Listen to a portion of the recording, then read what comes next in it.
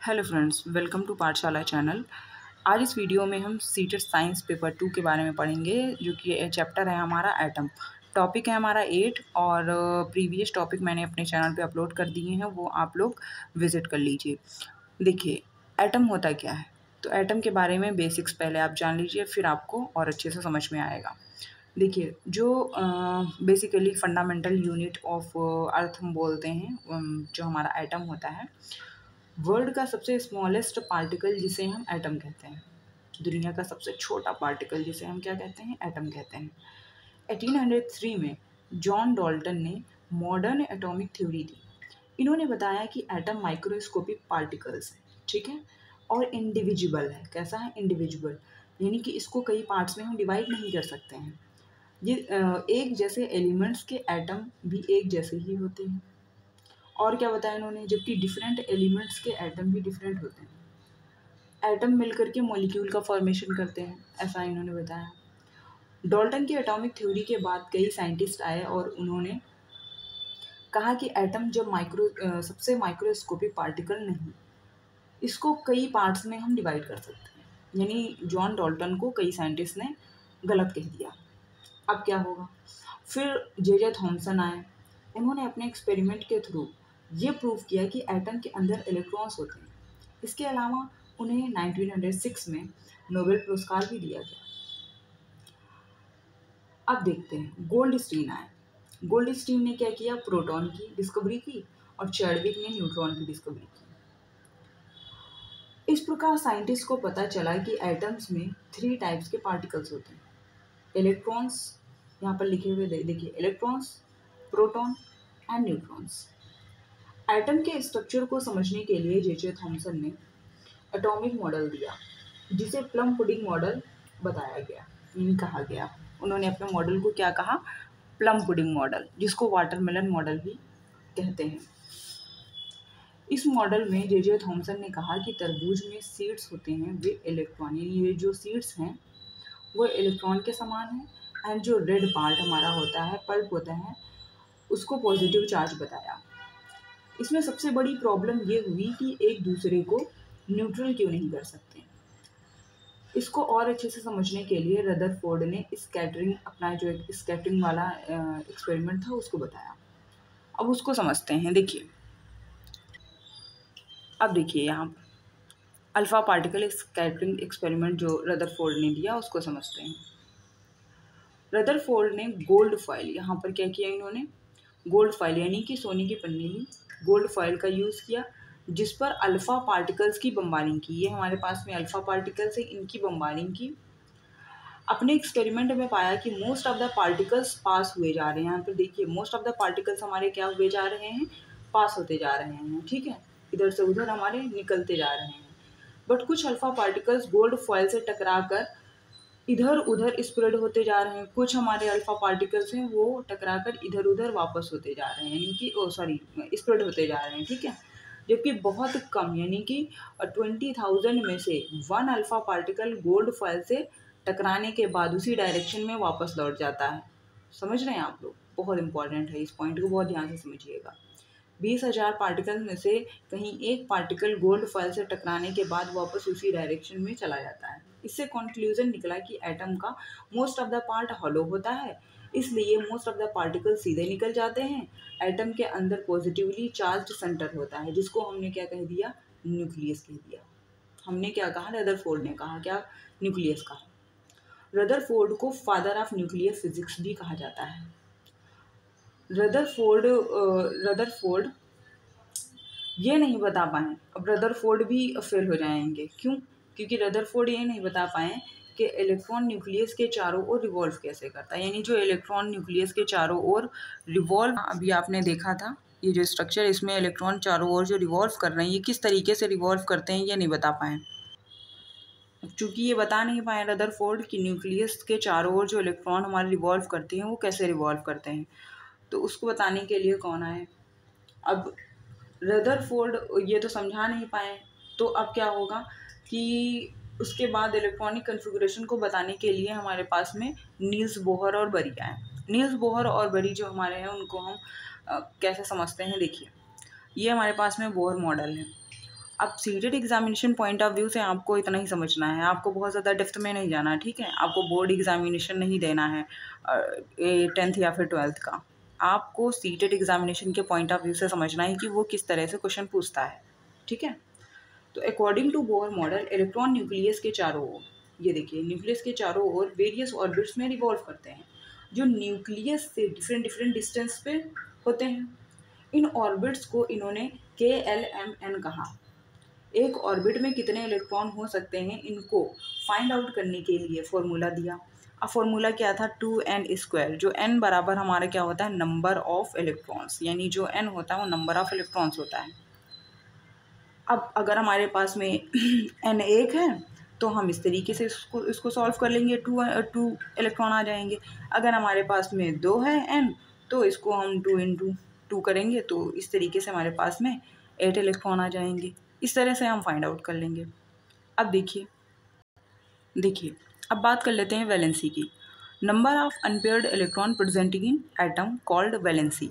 अब unpaired electron जब हमारे लास्ट सबसेल में प्रेजेंट होंगे तभी हम उसको क्या बोलेंगे, वैलेंसी बोलेंगे। अब वैलेंसी तो हमें कैसे पता चलेगी, यहाँ पर तो सिर्फ डेफिनेशन लिखी हुई है, हम कैसे फाइंड आउट करेंगे। तो अगर आपको सेपरेट वीडियो चाहिए वैलेंसी कैसे फाइंड आउट करते हैं तो मैं उसको आप कमेंट बॉक्स में डालिएगा, मैं आपको सेपरेट वीडियो बना के अपलोड कर दूँगी किस तरह से जो है वैलेंसी को फाइंड आउट करते हैं। बट यहाँ पर अभी आप समझ सकते हैं, अगर आपको पहले से वैलेंसी फाइंड आउट करना आती है तो फिर आप यहाँ पर बहुत ईजीली समझ पाएंगे। देखिए एटॉमिक नंबर अगर हमारे पास में 11 है, अब 11 एटॉमिक नंबर किसका होता है, वो हमारा होता है सोडियम का। तो इसका जो इलेक्ट्रॉनिक कन्फिगरेशन होता है वो होता है 281। अब इलेक्ट्रॉनिक कन्फिगरेशन इसका 281 होता है, तो इसके आउटर मोस्ट सबसेल में देखिए अनपेयर्ड इलेक्ट्रॉन है, तो इसकी जो सोडियम है उसकी सोडियम की वैलेंसी कितनी आ जाएगी, 1 आ जाएगी, ठीक है।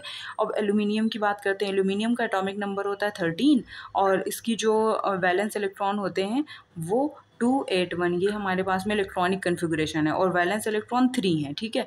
तो वैलेंस इलेक्ट्रॉन यहाँ पर अनपेयर्ड इलेक्ट्रॉन हमारे पास में 3 है, इसलिए हमने बोल दिया कि वैलेंसी जो एल्यूमिनियम की वैलेंसी है वो कितनी है, 3 है, ठीक है।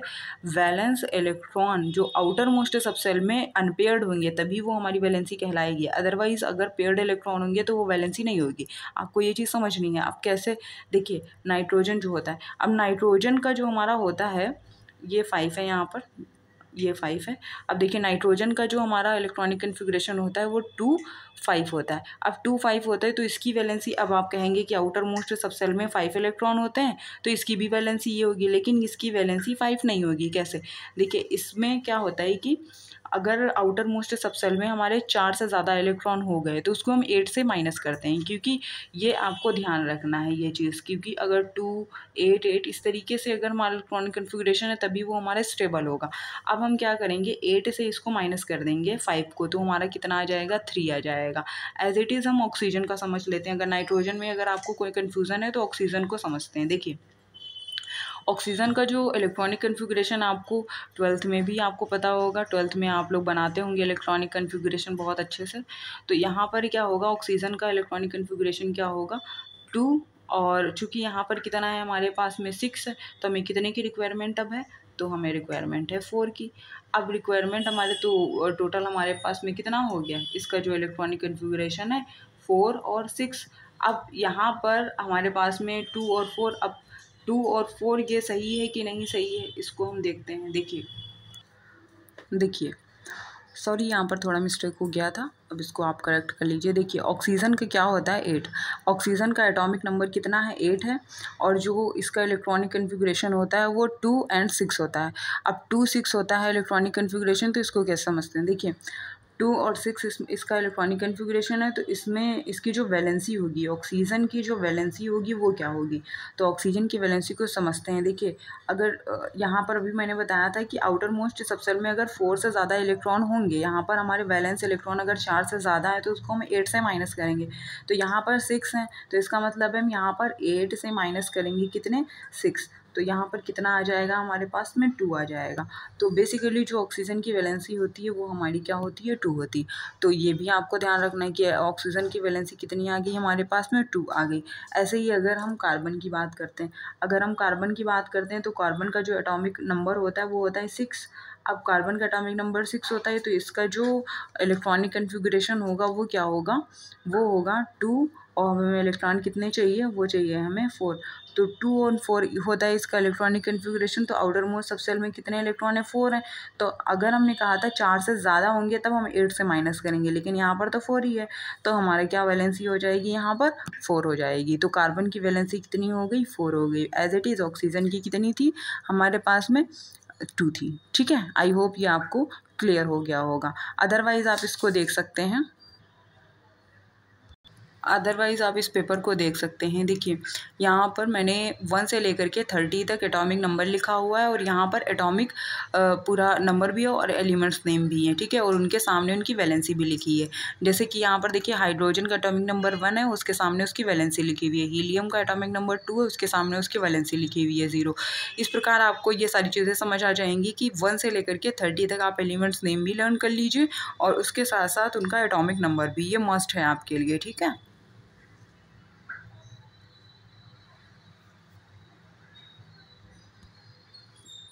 अब देखिए, अब बात करते हैं। देखिए यहाँ पर है हमारे पास में NaCl। अब NaCl को देखते हैं। NaCl जो हमारे पास में है सोडियम क्लोराइड। अब इसका स्ट्रक्चर कैसे बनता है, इसको देखिए। लुईस डॉट स्ट्रक्चर किस तरीके से बनता है, इसको भी आप समझ लीजिए। अब देखिए Na है। अब Na जो हमारा होता है, इसको हम अगर स्ट्रक्चर के थ्रू समझेंगे, देखिए Na जो होता है इसका जो इलेक्ट्रॉनिक कन्फिगरेशन है वो क्या है, 281 है। अब इलेक्ट्रॉनिक कन्फिगरेशन सोडियम का 281 है हमारे पास में। तो अगर हम बात करते हैं क्लोरीन की, तो क्लोरीन जो इसका इलेक्ट्रॉनिक कन्फिगरेशन होता है वो होता है 2, 8 और 7, यानी क्योंकि इसका एटॉमिक नंबर होता है 17, तो हमें यहाँ पर भी 17 हो गए, यहाँ पर हमारे 11 हो गए। तो इसको देखते हैं। देखिए इसके आउटर मोस्ट सब सेल में कितने इलेक्ट्रॉन है, तो 1 है। अब देखिए यहाँ पर 1 इलेक्ट्रॉन है, यहाँ पर कितने इलेक्ट्रॉन है हमारे पास में, वो है 7। अब देखिए यहाँ पर सोडियम के पास में सिर्फ 1 है। अगर इसे 7, ये अपना 1 इलेक्ट्रॉन इसको दे दे तो इसका ऑक्टेट कंप्लीट हो जाएगा, यानी इसके पास में आउटर मोस्ट सब सेल में 7 इलेक्ट्रॉन है, और सोडियम के पास में 1 ज़्यादा है, तो ये इसको अगर दे देगा क्लोरीन को, तो क्लोरीन जो है उसके पास में 8 इलेक्ट्रॉन हो जाएंगे। तो इस तरह से ये कंपाउंड का फॉर्मेशन हो जाएगा। तो ये क्या करता है, सोडियम हमारा अपना 1 इलेक्ट्रॉन क्लोरीन को दे देता है। अब 1 अपना इलेक्ट्रॉन इसने क्लोरीन को दे दिया, तो जो स्ट्रक्चर हमारा बन गया वो बन गया हमारा सोडियम क्लोराइड का स्ट्रक्चर। इस तरह से हमारा सोडियम क्लोराइड का स्ट्रक्चर बन जाता है, जो कि हमारा क्या होता है, न्यूट्रल होता है। ठीक है, तो इसने क्या किया, सोडियम ने क्या किया, अपना 1 इलेक्ट्रॉन क्या कर दिया, इसने लूज कर दिया। क्या कर दिया, इसने इलेक्ट्रॉन अपना लॉस किया, और जो ये क्लोरीन था इसने अपने पास में 1 इलेक्ट्रॉन क्या किया, इसने गेन कर लिया। इस तरीके से सोडियम क्लोराइड का स्ट्रक्चर बन जाता है। ठीक है, तो if any element loss the electron it contain positive charge. ठीक है, ये भी आपको ध्यान रखना है। अगर कोई एलिमेंट हमारा इलेक्ट्रॉन लॉस कर रहा है तो उसके ऊपर पॉजिटिव चार्ज आ जाएगा, इसीलिए जो हमारा सोडियम है उसके ऊपर पॉजिटिव चार्ज आ जाता है। और अगर कोई एलिमेंट हमारा इलेक्ट्रॉन गेन करता है, यानी इलेक्ट्रॉन लेता है, तो उसके ऊपर नेगेटिव चार्ज आता है। तो उसी प्रकार हमारा क्लोरीन के ऊपर माइनस चार्ज आ जाता है। ठीक है, आई होप ये आपको समझ में आ गया होगा। देखिए अब बात कर लेते हैं हम लोग एटॉमिक नंबर और मास नंबर की। एटॉमिक नंबर जो हमारा होता है वो नंबर ऑफ़ प्रोटॉन्स के बराबर होता है। अब एटॉमिक नंबर जो होता है वो नंबर ऑफ़ प्रोटॉन और नंबर ऑफ़ इलेक्ट्रॉन्स के बराबर होता है। अगर कोई न्यूट्रल चार्ज है, जैसे मैग्नीशियम क्लोराइड, अब जैसे अभी आपने सोडियम क्लोराइड देखा था एज इट इज़। अब देखिए मास नंबर जो हमारा होता है उसका फॉर्मूला आपको ध्यान रखना बहुत इंपॉर्टेंट है। मास नंबर का फॉर्मूला देखो, A is equal to proton plus neutron. ठीक है, ये भी आपको रिमेंबर रखना है, यहाँ से क्वेश्चन बहुत ज़्यादा पूछा जाता है। अब ये यहाँ पर x मान लिया है हमने, जो यहाँ पर लिखा होता है इसको एटॉमिक नंबर बोलते हैं, यानी z, और जो a है उसको हम एटॉमिक वेट बोलते हैं। तो z जो है वो हमारा z सिंबल है एटॉमिक नंबर का, और a सिंबल है हमारा एटॉमिक वेट का। अगर हमारे पास में मैग्नीशियम में 12 इलेक्ट्रॉन है, तो अगर मैग्नीशियम 2+ है तो उसमें हमारे कितने इलेक्ट्रॉन हो जाएंगे, 10 इलेक्ट्रॉन हो जाएंगे। ठीक है, ये भी आपको ध्यान रखना है। तो इस तरह से अगर कोई चार्ज यहाँ पर आ जाता है तो ये अगर पॉजिटिव चार्ज आएगा तो यहाँ पर इलेक्ट्रॉन हमारे कम हो जाएंगे, अगर नेगेटिव चार्ज आ जाएगा तो यहाँ पर इलेक्ट्रॉन हमारे ज़्यादा हो जाएंगे।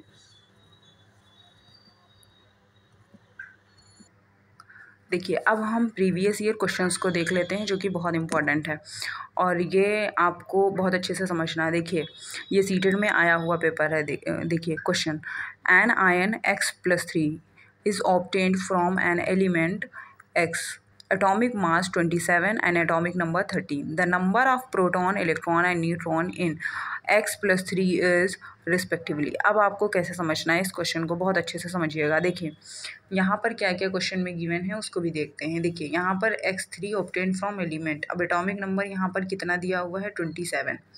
अब एटॉमिक नंबर यहाँ पर 27 है, एटॉमिक नंबर 13 है। अब एटॉमिक नंबर 13 क्या होता है, अब एटॉमिक नंबर जो हमारा 13 होता है वो होता है एल्यूमिनियम, ये ठीक है। तो नंबर ऑफ, हम यहाँ पर लिखेंगे number of proton, number of proton is equal to कितने हो गए 13 हो गए।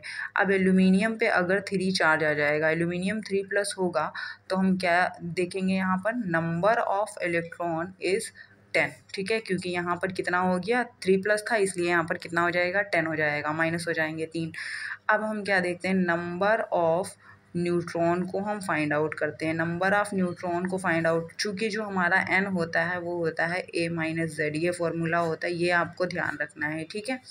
तो हम कैसे निकालेंगे, a is equal to p + n, अभी हमने पीछे देखा था प्रोटॉन प्लस न्यूट्रॉन, तो a हमारे पास में है 27 यानी 27, और जो हमारे पास में p है वो 13 है, और न्यूट्रॉन यहाँ पर n लिखते हैं हम, n इज़ इक्वल टू 27 - 13, तो हमारा आंसर आ जाएगा 14। अब ये देखिए यहाँ पर क्या क्या निकल के आ गया, हमारे पास सारी चीज़ें आ गई। देखिए number of proton, number of proton हमें 13 मिल गया, यानी ये हमारा ऑप्शन हो गया। अब ये तो एलिमिनेट कर दीजिए, इन दोनों में से ही कोई होगा। और नेक्स्ट आता है हमारा कितना, नंबर ऑफ़ इलेक्ट्रॉन 10, तो यहाँ पर इसको भी एलिमिनेट कर दीजिए, यही ऑप्शन हो जाएगा। लास्ट में हमारा आता है 14, तो ऑप्शन आपका जाएगा डी। आई होप ये क्वेश्चन आपको क्लियर हुआ होगा। बहुत सिंपल सा क्वेश्चन, बहुत इजी क्वेश्चन है, ठीक है, कर सकते हैं। अगर आपको एटॉमिक नंबर आता है तो आप इजीली इसको कर सकते हैं, ठीक है। देखिए अब नेक्स्ट क्वेश्चन को देखते हैं। The atomic number of A is 13 and atomic number of B is 17। The chemical formula of the compound formed from A and B could be. अब ये ऑप्शंस हैं आपके पास में, ये क्वेश्चन जुलाई 2024 में पूछा जा चुका है, तो इसको भी आपको बहुत अच्छे से समझना है। देखिए कैसे इसको सॉल्व करेंगे। यहाँ पर हमारे पास में ए और बी दिया हुआ है, ए है और हमारे पास में बी। अब चूँकि जो हमारा ए है वो है एल्यूमिनियम और जो बी है हमारे पास में वो है क्लोरीन, तो एल्यूमिनियम का एटॉमिक नंबर होता है 13 और क्लोरीन का एटॉमिक नंबर होता है 17। अब इनको देख लेते हैं कि जो एल्यूमिनियम होता है, देखिए जो एल्यूमिनियम होता है उसका जो इलेक्ट्रॉनिक कन्फिगरेशन होता है वो 283 होता है, और जो क्लोरीन है उसका जो इलेक्ट्रॉनिक कन्फिगरेशन होता है वो 2 8 और 7 होता है, ये इलेक्ट्रॉनिक कन्फिगरेशन होता है। अब इसको देखिए बहुत अच्छे से समझिएगा इसको, यहाँ पर एल्यूमिनियम का 13 और क्लोरीन का 17, ये हमारे पास में ए और बी हो गए हैं। यहाँ पर इन्होंने कहा है केमिकल फार्मूला पूछा है, क्या पूछा है, chemical formula of the compound, ठीक है। तो केमिकल फार्मूला हम कैसे देखेंगे इसमें, अब केमिकल फार्मूला को समझने, देखिए अब हम इसको कैसे समझेंगे, इसका स्ट्रक्चर कैसे बनाएंगे। देखिए एल्यूमिनियम हमारे पास में है और यहाँ पर हम क्लोरीन लिखते हैं, ठीक है, इधर भी हम क्लोरीन लिखते हैं और यहाँ पर भी हम क्लोरीन लिख देते हैं। अब हमारे पास में एल्यूमिनियम का इलेक्ट्रॉनिक कन्फिगरेशन अभी हमने क्या बताया था, 2 8 और 3। क्लोरीन का क्या बताया था, 2 8 7, ठीक है, यहाँ पर 2 8 7, ये हमारा क्लोरीन का था। अब इसका स्ट्रक्चर कैसे बनेगा, देखिए इसके जो आउटर मोस्ट सबसेल में कितने इलेक्ट्रॉन हैं वो हैं 3, ठीक है, और क्लोरीन के आउटर मोस्ट सबसेल में कितने इलेक्ट्रॉन हैं 7, तो हम यहाँ पर कितने इलेक्ट्रॉन करेंगे 7, ठीक है। यहाँ पर इस तरीके से क्लोरीन में कितने हैं हमारे पास में, इसको इस तरीके से बना लीजिए थोड़ा डिफ्रेंशिएशन के लिए तो ज़्यादा सही है, ठीक है, डॉट्स में यहाँ पर इस तरीके से, यहाँ पर ये 7 इलेक्ट्रॉन हो गए, यहाँ पर इसके पास में भी कितने इलेक्ट्रॉन हो गए 7, तो यहाँ पर 7 क्लोरीन के पास 7 और इस क्लोरीन के पास भी 7 है, इस क्लोरीन के पास भी 7 है। अब होगा क्या, देखिए इनके पास में 3 इलेक्ट्रॉन है, इसको 1 इलेक्ट्रॉन की ज़रूरत है, इसको भी इलेक्ट्रॉन की ज़रूरत है, इसको भी 1 इलेक्ट्रॉन की ज़रूरत है, तो इन तीनों क्लोरीन के पास में क्या हो जाएगा 8 इलेक्ट्रॉन हो जाएंगे। तो इस तरीके से क्लोरीन का तो ऑक्टेट कंप्लीट हो जाएगा। तो ये एल्यूमिनियम क्या करता है, एल्यूमिनियम अपना 1 इलेक्ट्रॉन इधर ट्रांसफ़र करता है। अब ये जो एल्यूमिनियम है हमारा, अब ये इस तरीके से यहाँ पर क्या करेगा, पेयरिंग होगी इनकी, देखिए ये इस तरीके से ये इनका स्ट्रक्चर बनेगा। अब इसको हम और अच्छे से बनाते, देखिए ये इस तरीके से स्ट्रक्चर इनका बनेगा, इस तरीके से, ये इस स्ट्रक्चर को हम लुईस डॉट स्ट्रक्चर बोलते हैं, ठीक है। तो जो हमारा फॉर्मूला बन के तैयार होगा वो क्या होगा, Cl3, ये बनेगा हमारा जो फॉर्मूला बनेगा वो बनेगा एल्यूमिनियम क्लोराइड यानी कि AlCl3। अब इसको आप समझ गए होंगे किस तरह से जो है हमारा AlCl3 का फॉर्मेशन होता है। ठीक है, तो एल्यूमिनियम के पास में 3+ था और Cl- क्योंकि क्लोरीन जो है वो इलेक्ट्रॉन को गेन कर रहा है, जो एल्यूमिनियम है इलेक्ट्रॉन को दे रहा है। ठीक है, तो यानी लॉस कर रहा है। तो ये चीज़ें आपको बहुत अच्छे से समझनी है। तो इसका ऑप्शन क्या हो जाएगा हमारे पास में, यानी कि ये हमारा हो गया A और ये क्या हो गया B, यानी कि जो आया हमारा AB3। तो ऑप्शन AB3 कहाँ है हमारे पास में, ये रहा। तो इसका ऑप्शन हो जाएगा हमारा A। आई होप ये क्वेश्चन आपको क्लियर हुआ होगा। देखिए नेक्स्ट क्वेश्चन, थर्ड क्वेश्चन है, ये भी PYQ है हमारे पास में, ये भी हमारा दिसंबर 2024 में पूछा गया था। ये सेम यही क्वेश्चन था। ठीक है, तो इसको भी आप देखिए। एटॉमिक नंबर दिया हुआ है, mass number, number of proton number of electron, number of proton, number of neutron, ये सारी चीज़ें। आपसे क्वेश्चन क्या पूछा है, देखिए ABCDEF, ये आपको बताना है इसमें कि इसमें क्या होगा। तो बहुत सिंपल सा क्वेश्चन है और ये बहुत ज़्यादा आपको इसमें कन्फ्यूज़न बहुत होगी, लेकिन बहुत सिंपल सा क्वेश्चन है। देखिए मास नंबर यहाँ पर A है। अब देखिए यहाँ पर हमारे पास में मास नंबर जो है वो A है, तो A मास नंबर है, वो एटॉमिक नंबर है 9। अब इसको कैसे समझोगे, एटॉमिक नंबर जब हमारे पास में 9 है तो ऑब्वियस सी बात है जिसका एटॉमिक नंबर हमारे पास में 9 होगा दैट मीन्स वो फ्लोरीन होगा। इसका मतलब क्या है, वो हमारा फ्लोरीन। तो फ्लोरीन का जो मास नंबर होता है वो क्या होता है, फ्लोरीन का मास नंबर 19 होता है। तो इसका मतलब A हमारा क्या निकल के आ गया, 19। यहीं से हमें पता चल गया कि A हमारा क्या होगा, 19। तो जो ऑप्शन है उनको एलिमिनेट करना सीखिए। देखिए इसको भी हमने एलिमिनेट कर दिया, इसको भी एलिमिनेट कर दिया, इसमें भी हमारा 9 था, इसमें। अब इन दोनों में से C और D में से कोई एक ऑप्शन होगा। अब देखिए देखते हैं बी में क्या होगा, हमारे पास में नंबर ऑफ़ इलेक्ट्रॉन पूछ रहा है। अब नंबर ऑफ़ इलेक्ट्रॉन पूछ रहा है तो बेसिकली जो हमारा नंबर ऑफ़ इलेक्ट्रॉन होता है वो नंबर एटॉमिक नंबर के बराबर होता है। तो वो भी हमारा क्या होगा, चूँकि एटॉमिक नंबर हमारे पास में 9 था तो नंबर ऑफ़ जो हमारा इलेक्ट्रॉन होगा वो कितना होगा, वो भी हमारा 9 ही होगा। तो हमारे पास में 9 आ गया। ठीक है, अब देखिए ये आ गया हमारा 9। तो यहीं से हमें समझ में आ गया कि ऑप्शन तो हमारा 19 यहाँ पर है और 9, इसका मतलब यही ऑप्शन होगा। यहाँ पर क्या है 10, बट फिर भी हम इसको जो पूरा ऑप्शन है उसको देख लेते हैं। ठीक है, ऑप्शंस को एलिमिनेट करना आपको आना चाहिए, बहुत इंपॉर्टेंट है। अब देखिए यहाँ पर कैसे समझना है आपको, नंबर ऑफ़ इलेक्ट्रॉन आ गया। अब नंबर ऑफ़ इलेक्ट्रॉन तो आपको समझ में आ गया कि 9 है। अब पूछ रहा है C, तो हमें देखिए A भी मिल गया है और हमें B भी मिल गया। अब हम C की बात करते हैं। तो C पे पूछ रहा है नंबर ऑफ़ प्रोटॉन, तो अभी हमने पीछे बताया था नंबर ऑफ़ प्रोटॉन वही होगा जो हमारा इलेक्ट्रॉन होगा। तो नंबर ऑफ़ जो प्रोटॉन है वो भी कितना होगा, 9 होगा। तो ये हमारा क्या निकल के आ गया, C, यानी ABC हमें पता चल गया, यानी यहाँ तक हम जा चुके हैं ABC। उसके बाद 10। अब नंबर ऑफ़ न्यूट्रॉन्स कैसे निकले, तो ये 10 कैसे आया यहाँ पर, तो 10 कैसे आया नंबर ऑफ़ न्यूट्रॉन, तो जो हमारा मास था उससे हमने डिवाइड कर दिया था, यानी जो हमारा A था उससे हम माइनस कर दिया था हमने Z को, यानी कि मास नंबर हमारा कितना हुआ, 19 में से जो है हम 9 माइनस कर दें तो कितना आ जाएगा, 10 आ जाएगा। तो बेसिकली ये हमारा 10 जो लिखा है नंबर ऑफ़ न्यूट्रॉन वो 10 लिखा हुआ है, यानी कि हमने मास नंबर से एटॉमिक नंबर को माइनस कर दिया तो हमारा 10 आ गया। ये तो हमारा लिखा हुआ है यहाँ पे। अब D की बात करते हैं। D, तो D क्या है यहाँ पर, देखिए मास नंबर तो ऑलरेडी लिखा हुआ, मास नंबर हमारा 24 है, एटॉमिक नंबर हमारा D है। तो इसका मतलब मास नंबर जिसका होगा, मास नंबर हमारा 24 किसका होगा। अब 24 किसका होगा, तो ये भी आपको पता होना चाहिए। तो मैग्नीशियम जो हमारा होता है, यानी 24 पे कौन, यानी मैग्नीशियम का जो है वो मास नंबर होता है। मास नंबर जो है, चूँकि जो मैग्नीशियम उसका एटॉमिक नंबर कितना होता है, वो होता है हमारा 12। तो एटॉमिक नंबर जब मैग्नीशियम का 12 होता है तो मास नंबर कितना हो जाएगा, 24। तो ये भी आपको समझना चाहिए कि जो D है, D पे कौन आएगा हमारा, D पे आ गया 12। ठीक है, ये भी हमने फाइंड आउट कर लिया। अब आता है यहाँ पर नेक्स्ट E क्या होता है, नंबर ऑफ़ इलेक्ट्रॉन्स। अब नंबर ऑफ़ इलेक्ट्रॉन्स तो सिंपल सी बात है, वही आ जाएगा आपका नंबर, जो जितने यहाँ पर 12 है वही इलेक्ट्रॉन्स भी आ जाएंगे। तो नंबर ऑफ़ इलेक्ट्रॉन्स भी हमारे कितने हो जाएंगे, 12 हो जाएंगे। फिर आता है लास्ट में नंबर ऑफ़ न्यूट्रॉन। तो नंबर ऑफ़ न्यूट्रॉन्स हमने कैसे फाइंड आउट कर लिया, तो सिंबल सा वही था, मैंने ए में से जेड माइनस कर दिया, तो यानी मास नंबर हमारा कितना था 24 में से हमने 12 माइनस कर दिया, तब भी हमारा क्या आ गया 12। तो इस तरीके से हमने फाइंड आउट कर लिया कि जो हमारा ABCDEF है वो सारा ही सारा हमने फाइंड आउट कर लिया है कि किस तरह से जो है वो हमारा आता है। डी यहाँ तक हो गया था। ई आपको समझ में आ गया होगा कि नंबर ऑफ़ इलेक्ट्रॉन्स जो होते हैं वही हमारे होंगे क्या, ई। नंबर ऑफ़ इलेक्ट्रॉन्स जो है वो हमारा ई वाला है, और एफ़ ये आ गया हमारा, क्योंकि हमने फाइंड आउट कर लिया एफ़, ठीक है, तो ये हमारा एफ़ आ गया। तो आई होप आपको ये वीडियो हेल्पफुल रही होगी, क्योंकि इसमें मैंने PYQ भी बताए हैं और बहुत इंपॉर्टेंट टॉपिक है, आपको यहाँ से क्वेश्चन ज़रूर एग्ज़ाम में मिलेगा। इस वीडियो को लाइक करिए, शेयर करिए और सब्सक्राइब करिए। Bye bye, take care, thanks for watching.